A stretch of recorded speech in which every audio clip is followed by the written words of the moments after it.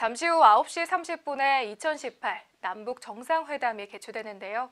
비핵화를 비롯한 한반도 평화 분위기 형성을 위한 많은 논의가 이뤄질 예정입니다. 한반도 평화 분위기에 대한 기대감이 커지면서 개성공단 업주 기업들은 남북 경제협력도 회복하기를 기대하고 있는데요. 이에 따라 남북 경업주도 덩달아 상승하고 있습니다. 이와 관련해 뉴스룸에 나와 있는 이승재 기자와 얘기를 나눠보겠습니다. 안녕하세요. 안녕하세요. 네, 이승재 기자, 먼저 이번 남북 정상회담에서 우리 측이 제시한 3대 의제는 무엇인가요? 네, 우선 이번 남북 정상회담에서 가장 중요하게 다뤄질 의제는 당연히 한반도 비핵화고요. 또 둘째는 획기적 군사적 긴장 완화를 포함한 항구적 평화 정착이고 마지막은 남북 관계의 새롭고 담대한 진전입니다. 네, 그렇군요.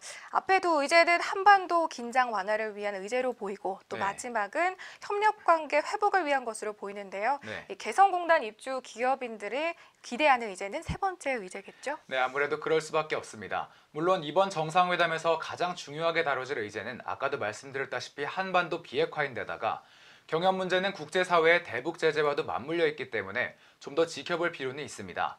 그래도 문재인 대통령이 한반도 신경제지도 구상을 밝혀오기도 했고 이번 회담을 통해 경협에 대한 논의가 이루어진다면 입주기업인들이 방북을 신청할 명분도 생기기 때문에요.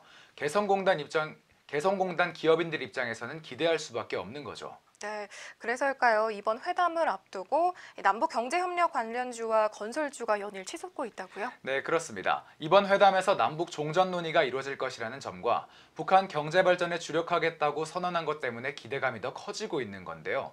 23일 오전 기준으로 현대건설우, 삼부토건, 일성건설 등 건설주가 가격 제한폭까지 뛰었습니다.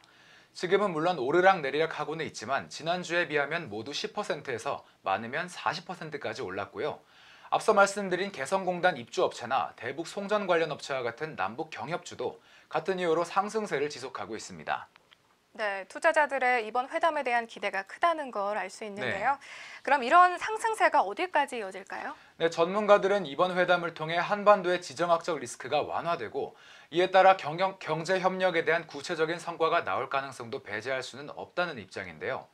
이번 남북 정상회담은 과거 정상회담들과는 달리 종전선언이나 비핵화 선언과 같은 역사적 후속 조치가 예상되는 데다가 이후 북미 정상회담까지 이어질 거기 때문에 대북 제재 완화에 대한 기대감도 커지고 있습니다.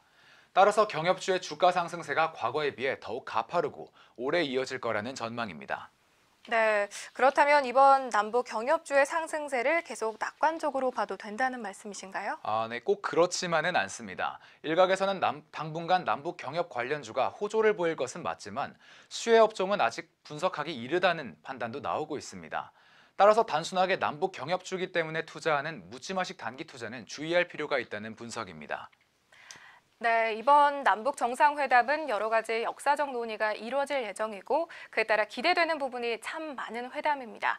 자세한 내용은 잠시 후 9시 30분에 있을 남북 정상회담을 통해 직접 확인해야겠지만 한반도 평화와 협력에 한 걸음 더 다가갈 수 있길 바랍니다. 지금까지 이승재 기자였습니다. 고맙습니다. 고맙습니다.